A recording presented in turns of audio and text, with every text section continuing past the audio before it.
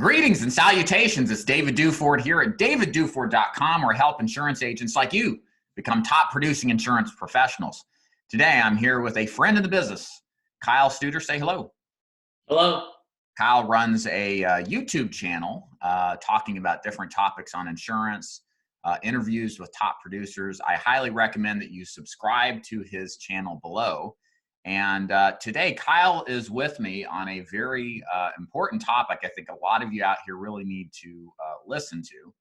And that the topic today is the 5 signs you're in an insurance cult. So Kyle, just to let you know, I've been preparing for this interview. Last night, I sat downstairs with my wife and we watched Waco, the new Netflix. Oh, yeah. I've seen it. It's actually pretty good. So tell us a little more about yourself, Kyle, and then what our topic is today, and take it from there. Yeah, so I run a small insurance agency. I mentor final expense mortgage protection agents to become top producers. Like Dave said, we're talking about 5 signs that you may be in an insurance cult. So I want to start by saying we're not doing this to poke fun at the agents who may be involved in something like this. Of course, you don't know if you are generally, but it's meant to, like, I care about people and I really want to help these agents who are kind of being taken advantage of. And this is meant to give you some tools to help you discern, help you get some perspective on the industry, because when oftentimes new agents get into the insurance business, they have no standards to compare this to. So something looks incredible and amazing, but compared to what? Compared to my old job, my first place I worked was great compared to a cubicle. Compared to $16 an hour, it was great.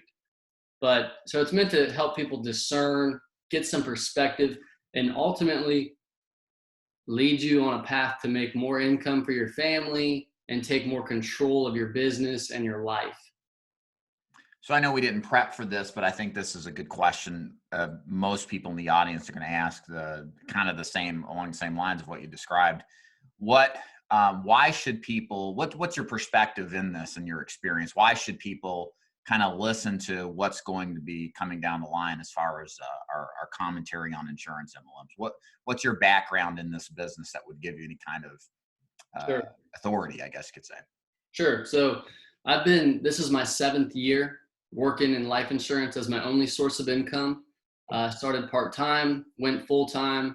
I've sold $150,000 in a year in a 12-month period.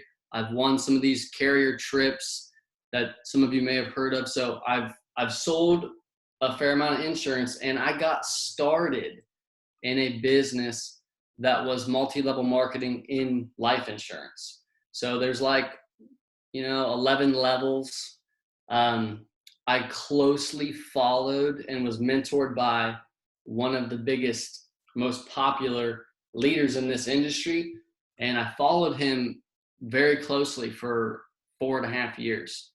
And so all of what I'm saying is I've been away from that organization for about 2 years. So the longer I'm away from the organization and the more I learn and continue to grow, hindsight is the best teacher.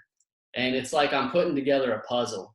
Like, oh, when he said this, maybe he was doing this. And so it's just my attempt to kind of shed some light on their tactics.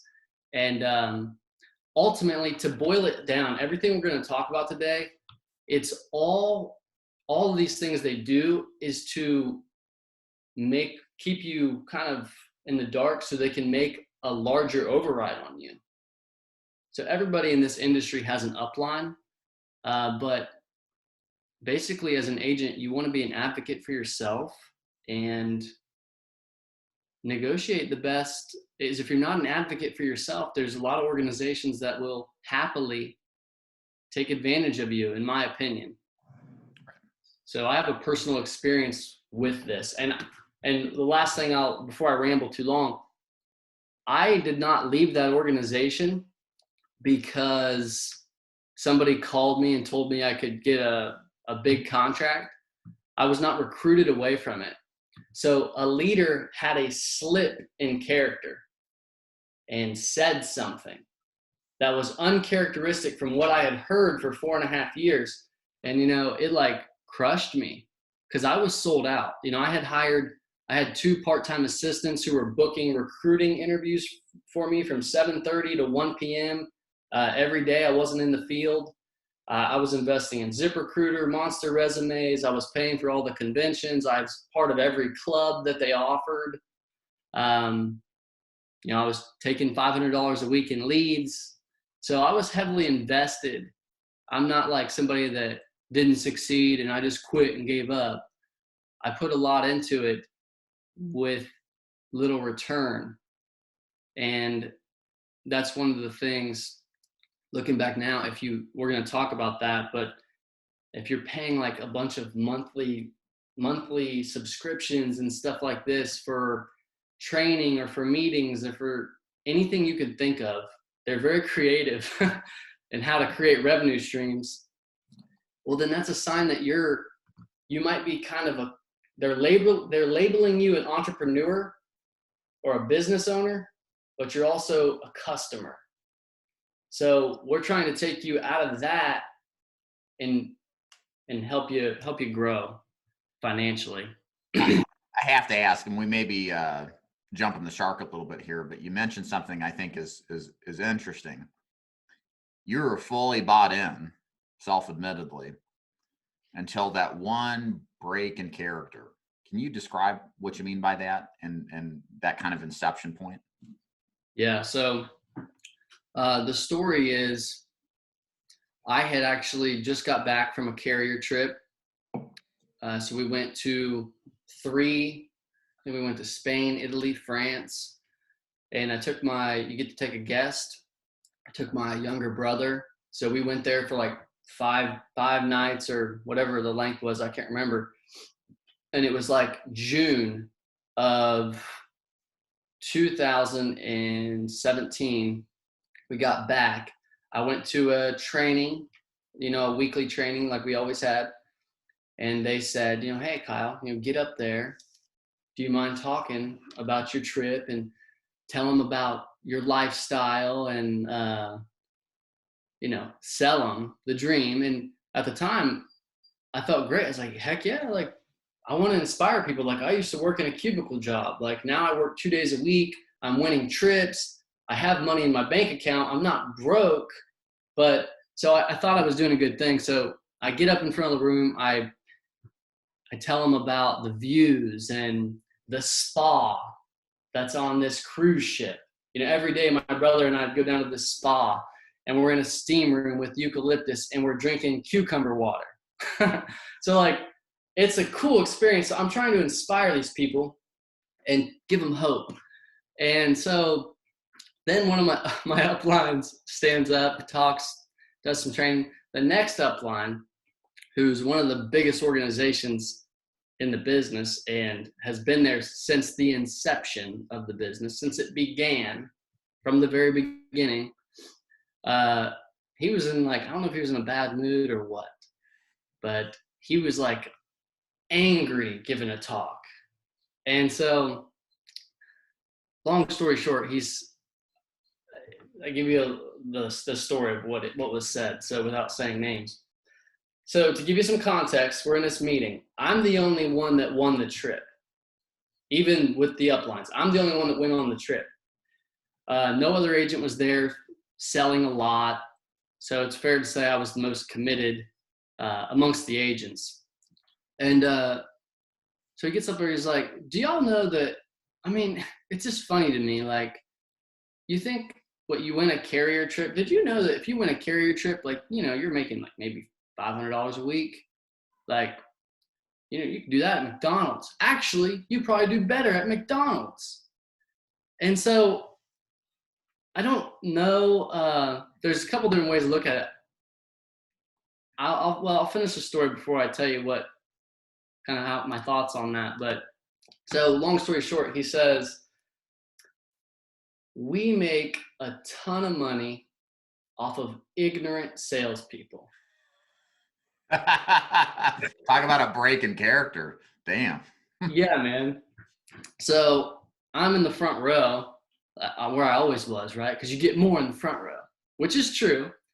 But I was in the front row taking notes, and I got like tears in my eyes. Like, I'm like upset. This isn't a joke to me, like, Yeah. and we make a ton of money off of ignorant salespeople. And he went on and on about this, basically saying, hey, Kyle Studer, you are ignorant. You're an idiot. You are out here selling. You're not building a business, blah, blah, blah, which I was trying. I was recruiting. I had recruited a lot of people. A lot of people got licensed, but they weren't doing anything. So part of it is them. Part of it is probably me as well. I take some responsibility for that. But what I boiled it down to, guys, was initially when this first happened, I got motivated to recruit, believe it or not. So like that next week, I put like 8 people in license coach. And like I was like gonna, build, and I'm gonna not sell unless I absolutely have to. There's like one extreme to the other. And so what I boiled it down to in hindsight was here were the options in this organization. And this is your options in a multi-level marketing business, okay? Because this is the reality of it. You can't make any serious income at 30% commission, at 55% commission. It's too darn hard. There are people who sell better than me, no doubt. But man, I work pretty hard. And I know the percentages, because I know that 2% of people, everyone that gets licensed, 92% of them fail. The 8% that's left, 2% will sell 20,000 plus a month. 3% will sell 15 to 20. And so that's what I was doing. So I knew that what I did, while I'm not the best, I did put some work in. So what it boiled down to, guys, was, hey, either you're going to be an ignorant salesperson or you're going to take advantage of ignorant salespeople. That was it. Those are the options. And I didn't like either one of them. And because it just doesn't line up with what I want to do. And I don't know if that guy said that because, believe it or not, maybe I'm optimistic. I thought maybe he was trying to help me. Maybe he knew that I should quit and go do my own thing. I don't know. The other thing would be like, maybe he just didn't like seeing me grow. I don't think he's that insecure. So apparently he makes a lot of money, so I don't know, but there's some different ways of looking at it. But I mean, without listening to me, what would you think? If somebody said that to you. I mean, that's there here, as the old comedian, I forget who said it, here's your sign, like, maybe the guy, it's funny, maybe, we can only just hypothetically imagine here. Maybe he was trying to motivate you to something greater, but in the way in which he did it, in the way in which he said it, it's like, it's funny. It's like, I don't know. I'm trying to figure out what the upside to that would be to the organization, but I can't think of really much at all. Well, one thing that came to my mind was that this particular person, like, his income was very secure because a lot of it was bonus driven based on his group's production. So, and without getting into too much detail, I don't want anybody to be able to figure this out, but so his income really wasn't at risk. He was going to make a good amount of income unless he were to basically get wider, find new direct people, and start all over, essentially. His income was going to be based on what he had in place, the number of legs he had in place at that time. So Maybe he just was reckless. The funny thing is, the very next convention we went to, which was probably like July, because they do one, every 6 months, he gave a talk, and man, he had a totally different change of tune. He must have talked to somebody, because man, he was like, maybe I'm kind of narcissistic for thinking this, but like, yeah, I felt like he was talking about me. Up on stage, he's like, well, I've realized that, I got to, just watch my words. And is he still there?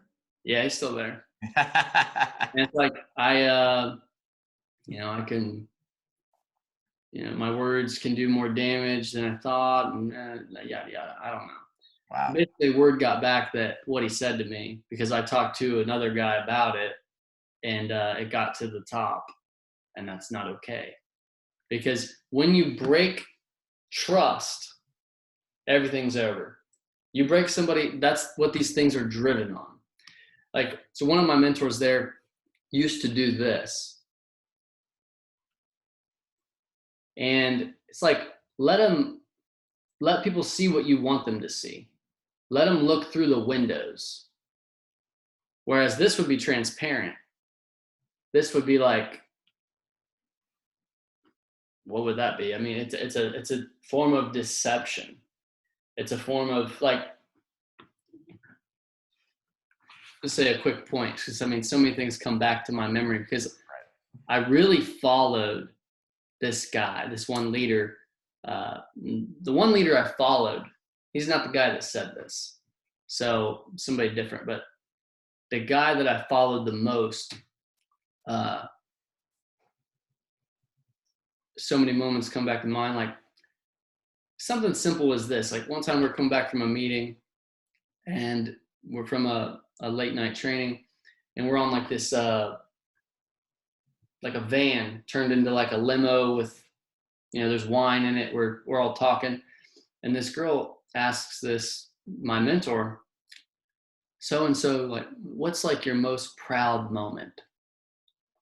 So he told her a moment, and then he kind of told her a moment, and then he looks to me, who's sitting beside me, and says, hey, you don't have to tell him your most proud moment, right? Like, you could keep that to yourself. You just tell him there's like a menu. And like, I get that. You don't have, just because someone asks you something, you don't have to tell them. But this dude was intelligent. Everything was intentional. He had, and that's what these leaders are. They're charismatic. They're dynamic. They're bad with the bone. They attract people. The thing is, you've got to be able to discern their intent.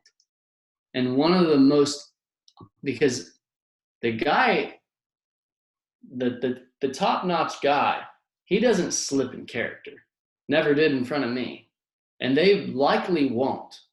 So you might not get an experience like I had to wake you up, kind of. But what you can do is use logic. And the best indicator that you're being taken advantage of, guys, is that you're starting at a very low comp. I'm not trying to just talk about money, but starting at 30% is just unfair and ridiculous. And it's taking hundreds of thousands of dollars out of your pocket and out of you're gonna buy a house. You got student loan debt. Like, you got to pay for a vehicle. You're going to buy leads. You're going to run a business. Like, you want to invest money. You want to go down to Charles Schwab and start a retirement. Like, want a vacation. This stuff costs money. So if it's so bad, why do so many people take it? Great question. So I just recruited a couple agents, and and they came from a place like this. And one agent just a couple days ago asked me this, like, I said, Kyle, why doesn't like everybody just work with you? And I was like, because I start new agents off at 100% with no experience. And I said, well, it's a good question. She's like, do they just not know? And I said, yeah, it's a combination of a few things that I and there's more, but I'm not the master, but the things that I can tell you are, Number one, they just don't know. They have no standard to measure 50% commission against. They don't know anything. So it's like, how can you, I told her, I said, hey, when your kids were little, you told them there was an Easter bunny, right? And they believed you. Like, there's an Easter bunny and there's a tooth fairy and there's Santa Claus. And when you're little, you believe it because mom and dad said so. This is real. And they don't have anything to compare it against. They have no experience, no context. So it's a funny example, but it's the same thing. So they just don't know. The other thing is they're the same way that as a salesperson, the same way you're taught to block objections in the house. For example, one of the things in my presentation is, guys, I work with 25 carriers. So I do all the shopping for you. So I block this objection at the end of the presentation of them saying, well, we want to shop around. Well, no, you don't, because I already blocked that. I already took care of that. They don't bring up work insurance because I said, yeah, work insurance is great. So I block all these objections throughout my sales presentation. These recruiters and these refined recruiters and leaders, they're not dumb.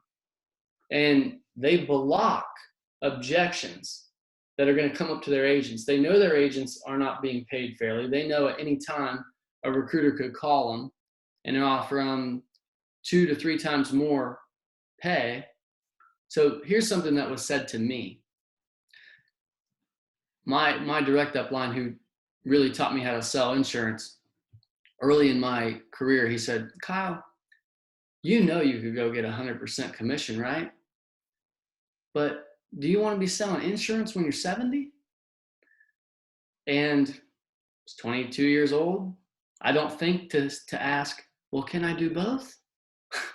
I just think it's black and white thinking. It's what cults do. There's no in between, brother. You're either going to be selling insurance when you're 70, or you stay here, leverage our massive system, and build an organization. So that's what I thought. I was like, well, no, I don't want to sell insurance when I'm 70. Dear God, I need to build a team. I need to get an organization going. So that's just one way of how they can block your thinking. Is it like are you saying, in other words, making unsubstantiated claims? I mean, was there any sort of, I guess there was, like, hey, you could get what was the reason why 100%? I mean, was that described to you? Like, why is more bad? Or was it just, a rationalization to utilize the system of recruiting? Was there any attempt to explain that? No. I think that's what he said. You can get a 100% contract, but do you want to be selling insurance when you're 70? Did that make sense to you at the time when he said that? Yeah, I did. Why? And well, because this is a person who most of their income was made passively. So when I first met this guy, I of course never saw financial statements, but when I started, he made $180,000. The next year he made $200,000. And by the time I left, he was making $400,000 a year. And most of it was made passively in override income, which when an agent sells a policy, he makes an override. So because of his position and how when you get into a business like this, here's kind of how it happens. You go to a meeting. You'll be sitting in a chair, and this is all to explain the power that they have. You're sitting in a chair. You might not know anybody. Maybe a friend invited you, and you're just kind of waiting. And then I come up to the room and I say, hey guys, how's it going? Thanks for coming out. Today we have a bad to the bone speaker from Chattanooga, Tennessee. Okay, let me tell you a little bit about this guy. He's built a massive organization. Last year, he made $679,000 $100,000 deposits in his bank account. He's got over 100 agents issue paying business every month. He's been on the last 12 carrier trips consecutively. He and his wife, so-and-so, travel the world and help people grow financially. Please help me welcome Dave Duford, for example. So then Mr. Dave comes up, and Mr. Dave has my attention. And whatever Mr. Dave says, I'm going to listen. I'm interested in what this guy's got to say because it's called edification. They put you on this pedestal, and this is what creates this, quotations, godlike figure, leadership. These people, you don't think that they're like you. And, they're dressed crisp. Some of them are sharper than others, but some of them are very sharp. And they're not dumb. Their body language is great. Their hand movement is great. They've got a Rolex. They've got a nice suit. They're clean around the edges. They may have driven a nice car there. So without interrogating these people, looking at their financial statements, and I mean, you don't know anything anyway. Dear God, I worked at a cubicle. And so when this guy later on in my career says, hey, Kyle, you can get 100% contract, right? But come on, man. You want to be selling insurance when you're 70? The assumption is, don't you want to build? Isn't that why you're here? To build, take advantage of this system, leverage the system, leverage the leadership, be able to build a passive income? Or are you just worried about short-term gain, big contract? That's what they're insinuating, I think. What other things do you recall that were said in an attempt to condition you to the MLM way of thinking? You mentioned this, you don't want to work till 70 if you get a better contract, type of statement. Do you recall any more statements that you could share with the audience, just to kind of give them more insight on maybe things that they're hearing right now that might be an attempt to try to manipulate their thinking? Yeah. The first time I ever met my biggest mentor, he was highest in the organization.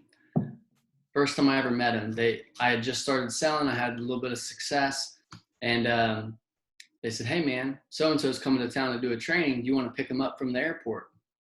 It's like, yeah. So it was me and a couple agents, and I had this guy, in my back seat of my Mazda 3, and driving him to this meeting. And this was one of the first things that really stood out to me. And now, I didn't know at the time, but now I can see in hindsight what he could have been doing, possibly. I said, hey, my little sister, she just started college. She's a freshman. And, now that I know about this business, I just wonder, maybe, do you think I should tell her to quit school and just be in business for herself? Like, what's your opinion? He said, hey, I don't have an opinion. There's things I know and there's things I don't know. That was it. And so it promotes black and white thinking. You don't need an opinion, brother. You don't need to be thinking critically. You don't need to be observant or thinking for yourself. There's things we know, there's things we don't know.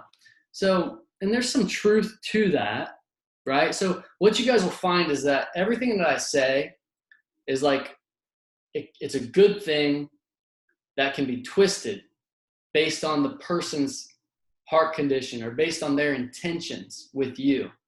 Like the good book says, the devil always takes a good thing and he perverts it. Pervert means to twist or to change or to alter. So I don't have an opinion. There's things I know, there's things I don't know. You know who else doesn't have an opinion? Sheep. God. That too. Interesting juxtaposition there. So, but I think it's worth thinking for those people who think they're God. Any other kind of conditional statements like that, black and white, that you can think of? I think that's really, really important to understand, is that, if I may, and you can correct me if I'm wrong, I'm just thinking out loud here. I think the power of any cult is from the very beginning is as early as possible conditioning its members to think a certain way. And whereas I would argue that life is full of gray, everything's not black and white. There are things that are. Comes back to that half truth thing you said. Yeah. A good cult will define the good versus evil, or the good and the bad. There will be clear delineations between what behavior is acceptable and what behavior isn't. And I would argue in this case, that's exactly what they do to you, and that any MLM insurance does, is they use the cult-like motivation to delineate those who are with you and those who are against you. Yeah. So also this is also can be a good thing for new agents, but being laser focused, blocking out your guys. I got to the point where, like, I'll tell you a quick little funny story. This doesn't make me look good, so it's true. I was driving to appointments. I had all these appointments booked. They were a couple hours away. 2 days of appointments in a row. I drove to the appointments. I was going to sleep in my car, which is what I did, and then go to my appointments the next day. Go to Starbucks, whatever. Like, the top producers, like, we found out, like, which bathrooms you could go in and just lock the door, and it's just you. Like, nobody else can come in. So you can shave, do whatever you need to do, and nobody can interrupt you, and you don't have to look like a weirdo, So I was doing this, and my dad one time was like, he said, what are you doing? He said, are you just going to make it big and leave us all behind? And at the time I was like angry. I was like, you don't have to stay here. Like, you can do something about it. Like, I don't give a F. If that's what it takes, I'm going. So, like, that's my dad. Like, that's my father. Now, that's me getting off the rails a bit, right? But they told stories about this, like how, I used to be a big so-and-so fan of football, but I don't follow that anymore. I gave that up for 3 years while I was building my business. Trust me, my broke friends still give me updates. If I want to catch up on, so-and-so football, I'll just send him a text. Trust me, I'll get the whole deal. And it's funny because it's kind of true, but it also makes you view others who aren't pursuing what you're doing in a cynical way, which... I'll interrupt. I think it's you just said it. You use the term, and I bet they use this, confirm this, my broke friends. These people, you don't want these because they're less than you, or they're different, they're broke, as if they have no inherent value. And it's only a matter of financial wealth and not having. Another black and white thing. Yeah. And so, to give them credit, they gave some other good training. They said some good things. They said it's about relationships. They said it's about helping people. But actions speak louder than words. The biggest action is when you leave, your clients aren't your clients. Your agents aren't your agents. You were working for 50% or 30% when you should have started at 100. Those are actions. Those are actions that speak way louder than, a training you said one time. To stay on topic about the black and white stuff, Dave, a few other quick things. here's something that's black and white. It promotes you to think black and white. So they'll say, if you just don't quit, you'll make it. Just don't quit. That preys on winners. That type of thinking preys on ambitious, driven, accountable winners who are going to take full responsibility. People used to say to me in this organization, leaders would say, Kyle, how come you haven't hit so-and-so level yet? I was like, this is lack of desire, I guess. Like full accountability, like that's what I thought. Like, yeah, I was certainly a part of it. I'm not saying I got ripped off. I should have made it big. Like, no, I need to get better in things, no doubt. But there's a lot of disadvantages to working in an organization like this that they don't tell you. And so this whole thing about just don't quit and you'll make it. Well, do you know the guy telling you that once upon a time he quit and started his own company? Didn't so-and-so who started this agency come from this other agency? Didn't this other guy? I mean, I can't name names because I don't want to be sued. But guys, do a little bit of research. Look up the most common. If you see an FMO or some agency advertising to recruit, look them up. Type them. Like some of them you can find court cases on. They've been sued. Like there's a lot of stuff that's happened in this industry. It's like a soap opera. And you'll hear that, oh, so-and-so used to be with this. So-and-so used to be here. Well, now he runs this other multi-level marketing deal. He left because isn't that crazy? Like, how come, if you're a new agent, how come you go to a convention, you see these leaders on stage, next convention rolls around, one of them, who was like one of the big dogs, all of a sudden left. Why? I thought they made it. I thought this was the place to be. Like, why would they ever leave? All that work it took, all those agents they hired, all the commitment. Why would they leave everything and start their own company? I mean, but once again, when I was in this and they said, just don't quit, you'll make it. I didn't think about that. I didn't think, bro, you quit. This, and I'm going to end this here in just a sec, but this same lie or the same deception can be told another way. So there's just don't quit, you'll make it. The other lie that's like the other side of the lie is all it takes is work. Will, desire, determination, work ethic, commitment, focus. Yes, all those things are needed. But if I tell you, hey bro, all it takes is work. Here's my business model. Walk down the street, you mow everybody's grass for $5. And I'm telling you, bro, I'm telling you, if you just work, you'll make it. Come on, man. Like, I'm exaggerating to prove a point. Like, that's not true. You're not going to get wealthy cutting grass for $5, and you're not going to get wealthy selling insurance at 50%. So I kind of wanted to interject like a devil's advocate question here, because sure. I think you would agree with me. I'll let you kind of expand on this. The idea of keep working, don't quit.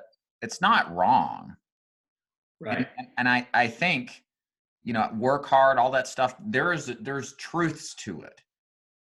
But you mentioned something earlier, which is the discernment side of it. And I think this is true of a lot of cults, is they intermix a lot of truth, a lot of principles, a lot of fundamental things that most people agree with, but have a way in which they manipulate it towards their personal end, towards what they ultimately betters them instead of yourself. I guess I don't know why I'm saying this as much as just to make that statement, but how would you discern when somebody suggests something to you as being true or being false? You know what I'm trying to say? It's very subtle. It's very subtle. Yeah. So Well, everybody's different, but you know, you could call it a couple different things, a baseline for truth, a standard that you can measure against. Um, Let me put it this way. When is it not, when is it an earnest claim when somebody says you got to work hard if you want to have success in life? Like, when is that on its own true? oh, How would that be different than what you're describing here in this insurance MLM? gotcha. Yeah. So like I mentioned earlier, guys, these are good things that are needed and they just get twisted. So some leader can have personal gain. Work hard, laser focus, determination, commitment. I mean, that all is so important. And to a degree, that's not what this video is focused on, but I am so grateful that I was taught those things because I wouldn't have made it.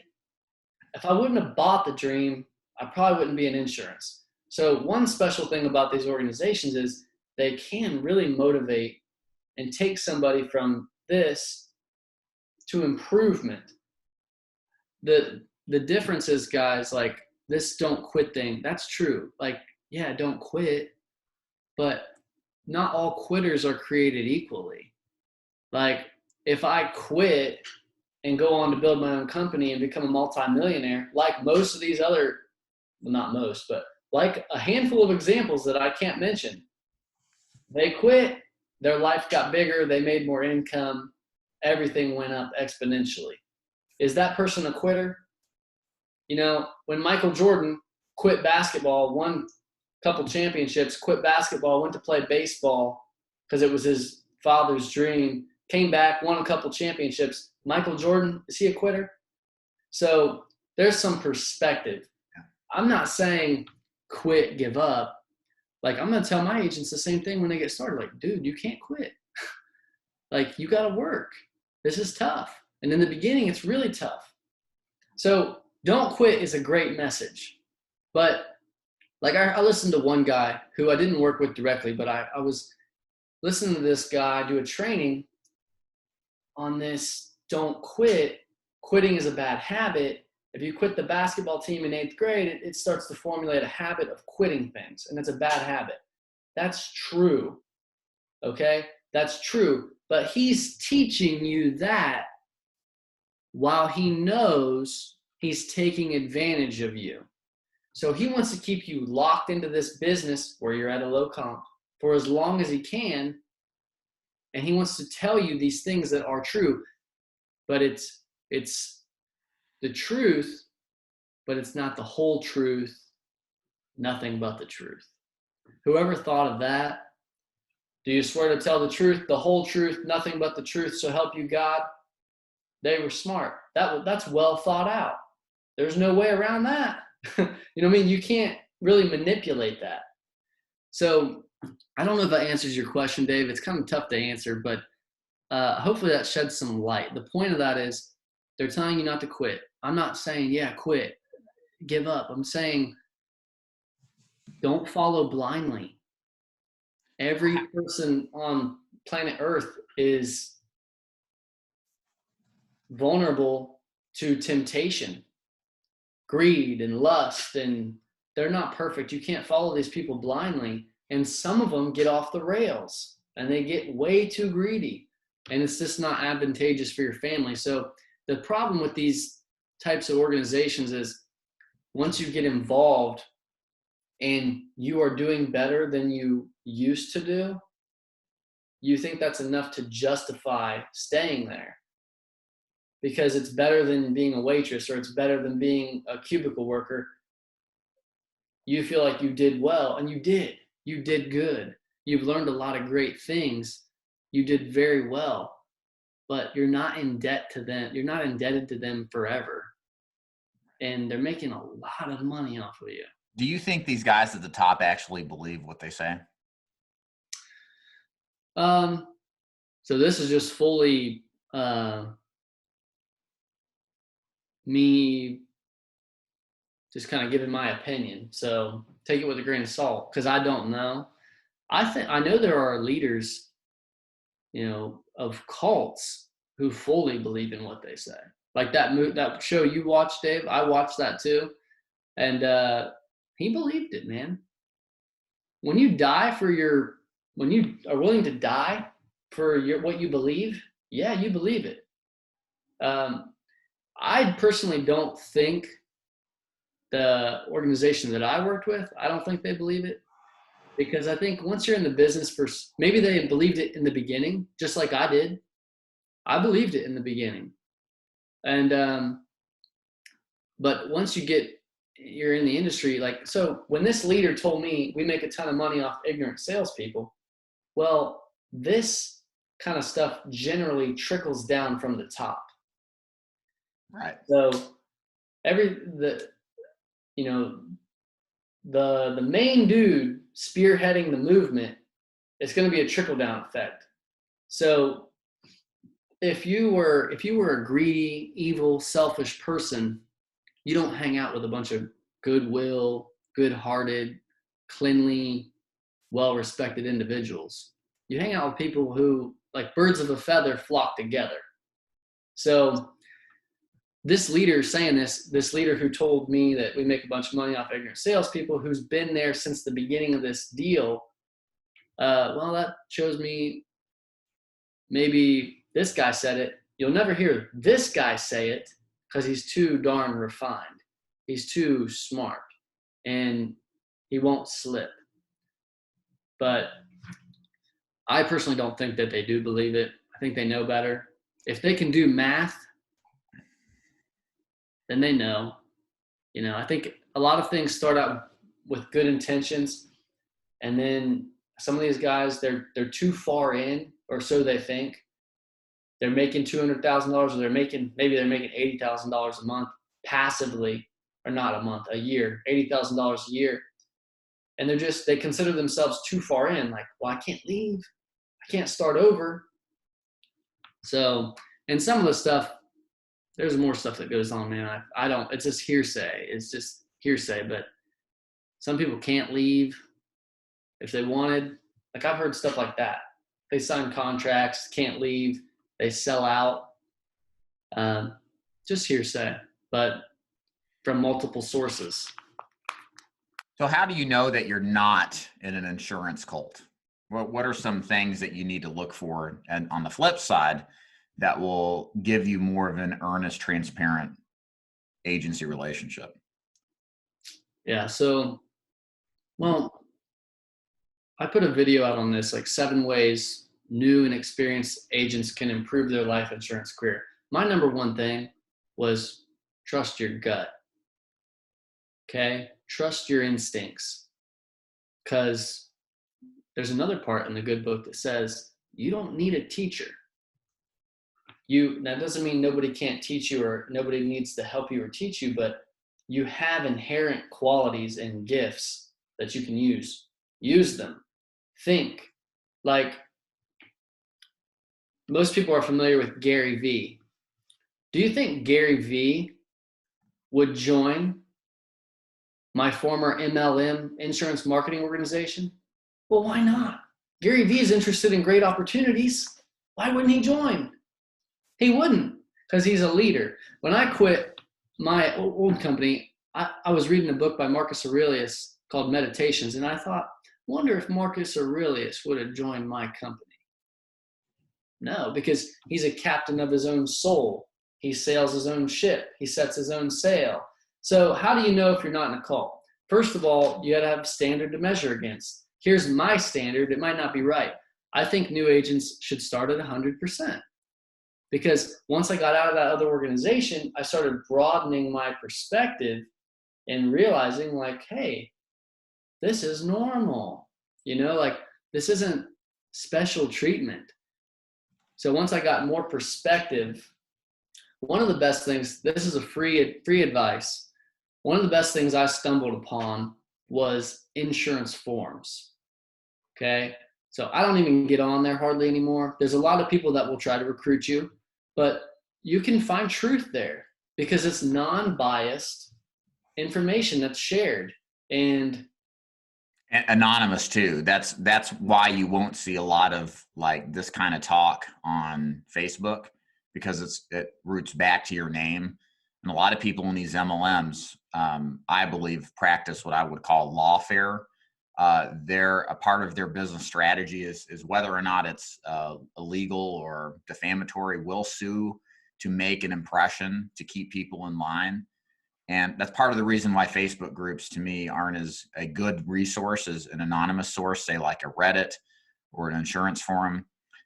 People can hide behind, you can say they're hiding, but they can remain anonymous and truly express their feelings without nearly the same level of, potential of being litigated against.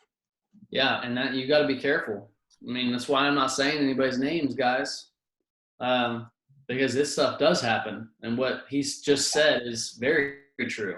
You have to be very cautious of that, because you don't want to go to battle. No. You don't want to go to battle with some of these guys, so they don't hesitate. So knowing you're not an insurance cult, trust your gut. Compare and contrast. Use the internet to research. Any other techniques you could advise agents to consider as well?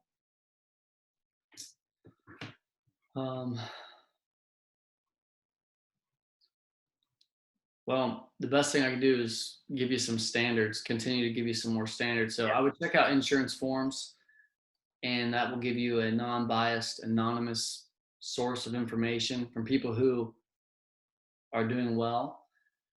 And then my standards would be, if you're a new agent, you should be at least 100%. You should not be paying monthly memberships for training. You shouldn't be sharing in costs of training. You shouldn't be spending an arm and a leg on anything like agent materials for your future downline that don't exist yet. Anytime you're giving your money to your organization, be wary, because these are supposed to be designed to where they make money by helping you make money. They make an override. What happens is they find more creative ways to make money. Well, hey, you want to be part of the Winners Club? All the winners are in it. That's $100 a month. You want to attend these trainings? Well, once you get to this level, you got to start paying $70 a month. As you climb up your promotional guideline or your chart for success, they all have them. There's usually, this is a thing, most of these MLMs, the people who are MLM minded, they usually have at least 11 levels. Count them out. 1, 2, 3, 4. If there's 11, and then can't tell you the math, but there's a mathematical formula to it. There's a reason why they need so many levels. So it's like you've mentioned before, Dave, it's a ladder to run. It's a gauntlet. But the thing is, guys, it's like the gauntlet is fake. It's like when I left the other company, I was like, wow. So basically, they took an opportunity this big, and inside of it, they created an opportunity, and they sell it to people, and they get to keep the difference. And you don't know that because you just don't have any perspective. This is awesome. You don't know all of this is available. So I'm getting off. And they beat on that too, in the sense that, they bring the big wigs up that make lots of money, allegedly, that are having the best of life ever, allegedly. And they pound this concept into your mind that in order to be successful, you have to climb this, what is otherwise an arbitrary ladder, a rung, to get up to this, demigod status, and that you're reaching for the same status that these people above you have. And they're telling you how great it is for the winners to do this, and how the broke people won't ever consider going this route, right? I mean, it's the same stuff. If you hear this stuff, this isn't an interview with me, but I just have to say, if you hear this shit, man, just run. You need to go somewhere completely different, because this is all designed to manipulate you. You need to break the conditioning. This is designed to turn you into a product. It's designed to better off those above you who are at the top of the pyramid, who are the most of the biggest recipients of this. What else was going to add? Yeah, this is what I was going to ask you, kind of as we're kind of wrapping up, getting to the end here. Do you think that MLM or insurance MLMs or MLMs really in general, do you think they prey upon a certain type of person in a certain state? Well, I think they'll talk to anybody, but the people who get into them, this is interesting. There's a lot to be said about it, but you don't see any wealthy, well-established, cultured people staying there, starting at the bottom and climbing. Like, now I was 22. I know that the organization that I left, you were encouraged to create or to recruit younger people. They have less experience, oftentimes more energy. They haven't been beat down by life. They still have hopes and dreams that they can accomplish things. They've got the energy to do it, and they're malleable. They'll more likely to follow. Whereas you get some 50-year-old, it happens, but it's less likely. So I would say they prey upon young, inexperienced people generally, but they'll take a shot at anybody. Yeah, no doubt. I mean, with youth comes lack of experience and discernment and certainly wisdom. Yeah. And, which, it's funny. It's not a bad thing. It's the intent behind it all. That's kind of what I think in listening to this. It's like, okay, maybe somebody out there saying, well, both of y'all run an agency. How are you any different from these organizations? It's all in the intent. Our intent is clear. It's to profit when you profit, meaning when you make a sale. That should be the ultimate, in my opinion, driving force behind any sort of relationship with an agent, is that the outcome is to make a living through helping people. And if your job as a recruiter is to bring people into this business, I think you can't get away. This is business after all. There's always going to be some sort of intent underlying. You're going to be motivated. You're going to be directed to do something, but it's in how it's enforced or how it's outlaid is what makes the difference between that being a cult and that which isn't. And in my mind, I think how is the money made? How is the opportunity presented? What is the interaction that you have with the person who's directing you? I certainly am interested in getting my agents to sell. It pays my bills. It makes me better off. And that's the same thing with any organization. But what is the difference? Is it to manipulate you or to control you or condition you to a way of thinking, a cult? Or is it really based off of your personal betterment? And that's a very hard thing sometimes to delineate against, because a lot of the times what I would talk about as an agency is going to be similar as far as motivation and stuff as one of these cults do.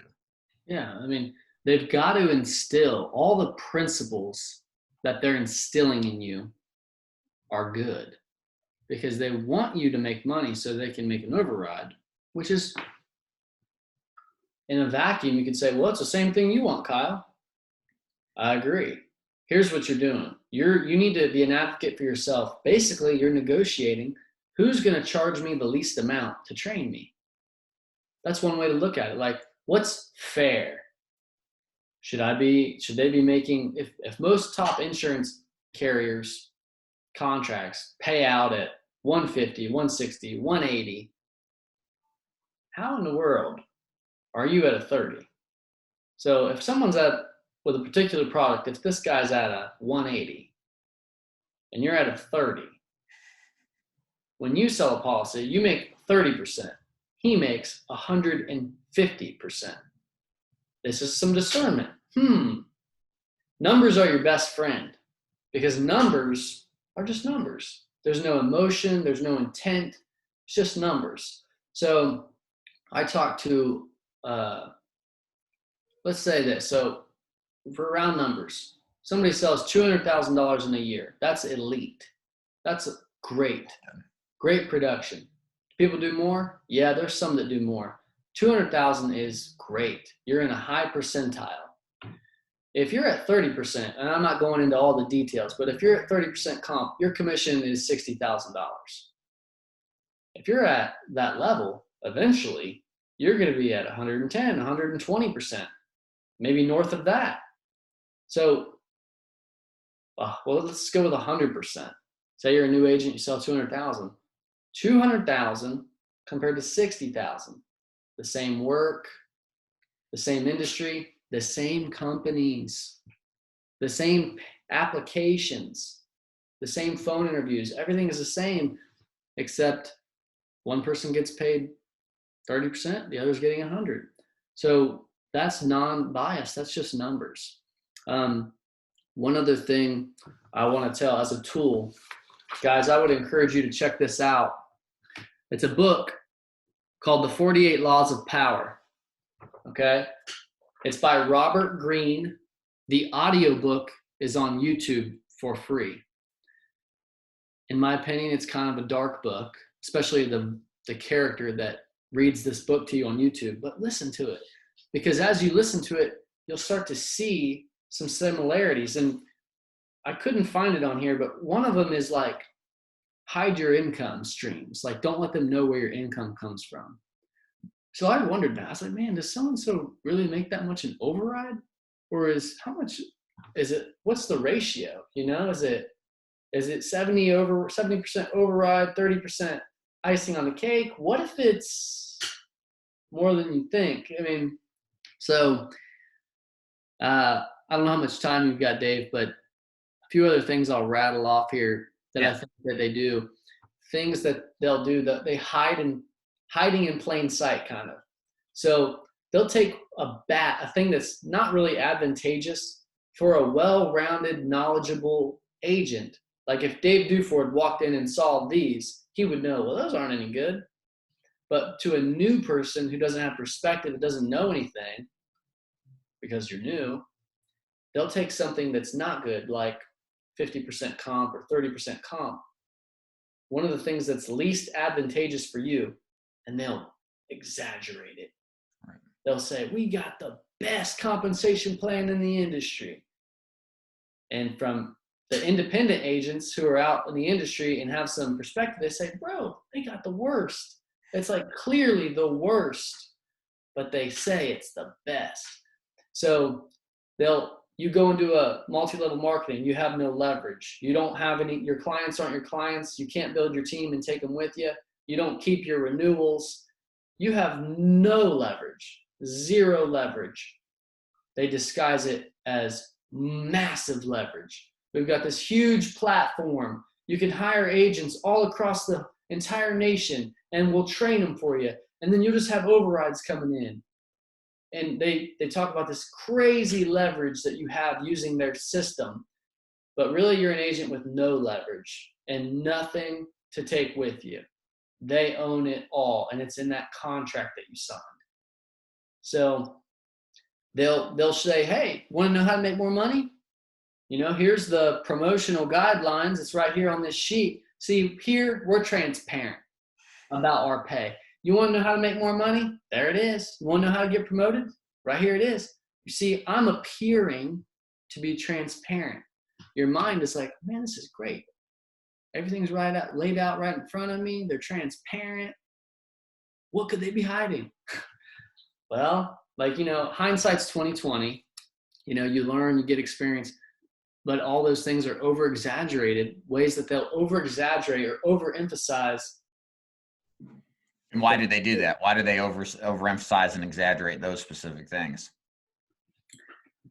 To answer any questions you may have about this business. You know, they're answering your questions before you ask them. Conditioning your thinking. They're conditioning you to think that this is the standard. This is how you should go by everything. Yes. And they know what to emphasize. This isn't random. This is a well thought out pattern of manipulation to condition the agent to think that something is right. and everything else is wrong. Black and white thinking. Yeah, well said. It's programming. Guys, this is a very strong word, but I mean, I truly believe there's some brainwashing. It happens, and it happens a lot. Like, not even in the insurance world, but just look up how many cults exist in the world. I mean, there's a lot more than we think. And it's just, so these leaders, they take these principles that they know work, backed by science, backed by experience, and they use them to accomplish what they want. So I wrote down the definition of deception. So here it is. Deception, an act or a statement which misleads, hides the truth, promotes a belief, concept, or idea that is not true. It is often done for personal gain or advantage. It can involve dissimulation, propaganda, sleight of hand, as well as distraction, camouflage, concealment. So some of those examples I gave you would be kind of like camouflage. We got the sexiest compensation plan in the industry. You start at 30, you start at 50, you start at 60%. How's that sexy? How's that cool? But they manage your expectations. They're setting all of your expectations, like Dave said. They're creating their own world. And so perception is reality. When I was at my other company, and I won trips and I wore a suit and I was speaking and training. One time, my little sister and I were talking, and I don't remember what we were talking about, but whatever she was saying sparked me to say, Abby, how much money do you think I'm making?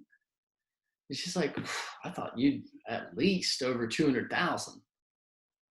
And I'm just like, wow, that's amazing, her perception, because I had not made anywhere close to that in that old business. Like, you're handcuffed. It's very difficult to do that.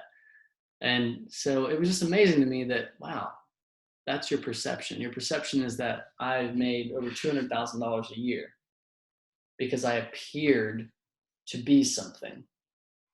Hey, a quick question here. I think I know the answer to this. So this one thing I know, like you said, they create their own world, and they've got to basically put fences around their herd of sheep, right?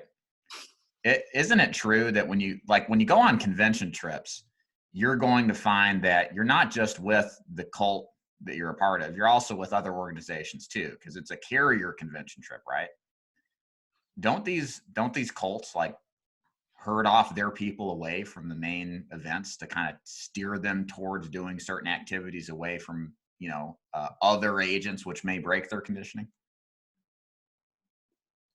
Ask me another way. I don't understand the question. So I had an agent that came from one of these, I think the same place you're at. He said that the agents associated with this MLM, when they were on convention, say they went to Dublin, Ireland or something, when they went out to do things, it was together as their group, as opposed to interacting with other agents, a part of different organizations. Does that make sense?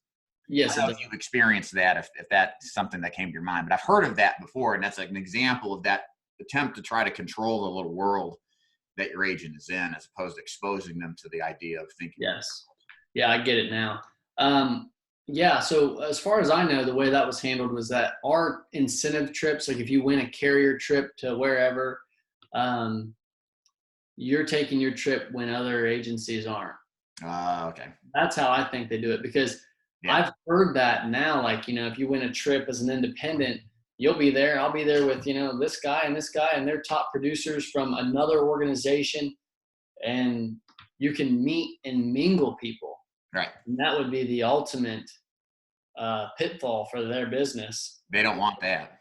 They run into so-and-so. They might run into Dave Duford, have a drink with Dave Duford and say, hey, man, how are you doing? Nice to meet you. Man, this guy's great. So, dude, what do you do, Dave? Well, I sell insurance. I have an agency. Oh, really? Like, well, how's that work? And some they stumble upon, well, yeah, I start new agents at 100 to 110%, and just train them. And what do you mean they started what do you mean, Dave? So it would be the ultimate end. So I think what they do is they have their trips when other organizations aren't there. I never ran into anybody. Really? Yeah, I never ran into anybody that worked from a different organization. And so a thing I found out afterwards is that when you're an IMO, I don't even know if they were an IMO. I want to talk to you about that sometime, because there's a lot of people say they're IMOs, but they're not. I don't, apparently. But so I don't, when there's an agency, the insurance carriers give you a choice. Hey, do you want the money for these trips? Do you want the financial reward? Or would you just like the trips? And the trips are the cliche trips. So that's probably where we would run into agents. They would take the money, is my understanding. I wasn't in accounting, but they would take all the money and create their own trip. Yeah. And honestly, I think they made money on the trips. Yeah, they probably did. Everything is a stream of income to these people. It's all about how can we fleece the hell out of our agents. That's we could keep going on forever and ever, man, about this. We may need to do another one of these, because I know there's just so much to unpack here. That's just absolutely important for agents out there to know about, because the odds are very high if you're thinking about getting into insurance, or if you've already gotten into insurance, you're involved or have been or thinking of possibly getting involved with one of these insurance MLMs. And they're very intelligent in a way in which they hide the fact of how they really operate. And, you need, if anything that I would suggest you to take away from this conversation is that the truth is expose, compare and contrast. There's absolutely nobody out there who is an honest person that would suggest you not to think for yourself. And they won't say it that way. But if you say, hey, I'm going to look at this organization, but also that organization, and their reaction is negative, then there's some underlying premise, I would say. There's some personal intent that is above yours, which is always suspect. So, always seek a second opinion. There's absolutely nothing wrong with that. It's what you should do. It's what I believe your obligation is to do to yourself and your family, and make sure whatever you're going to do is the right fit. So Kyle, if you're interested in seeing Kyle's channel, again, go to the bottom here below in the video, and that will take you to his channel. Please subscribe to it. Lots of great content over there. And thank you for your time, Kyle. I appreciate it today. Yeah, thanks for having me, man. I hope this helps. Yeah, absolutely. See you. See ya.